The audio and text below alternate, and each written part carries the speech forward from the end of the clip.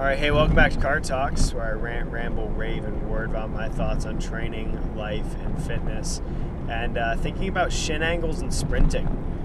Something that I've been really interested in. I've been watching Darian Barr. He's kind of like a biomechanist.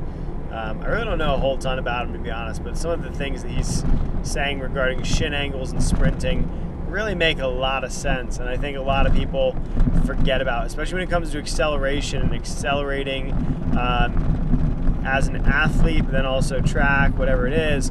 I think it's got a lot to apply for lifters, especially if you're trying to sprint.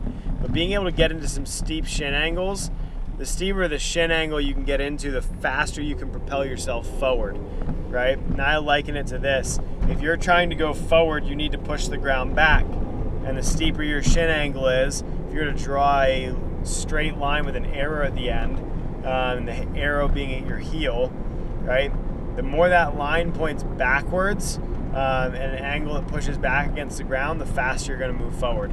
And especially if you're a lifter and you're trying to do some sprints or add sprint work in, a lot of times your sprints shouldn't be that long. Like, you're looking at 10 to 20 yards. And if you're a strong lifter, what that ends up equating to about, that much of acceleration. So you're really just accelerating and learning to accelerate. It's a really high velocity movement. And so being able to create some nice steep shin angles and decreasing the angle relative to the ground that your shin is in, the faster you can move forward.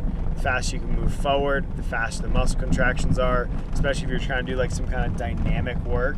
It can be really, really beneficial in creating some explosion and kind of that faster work as a lifter. So just some thoughts on it today, because shin angles, I've realized, are more important, especially if you're strong. You can use them a little bit more efficiently to get more out of your sprint work.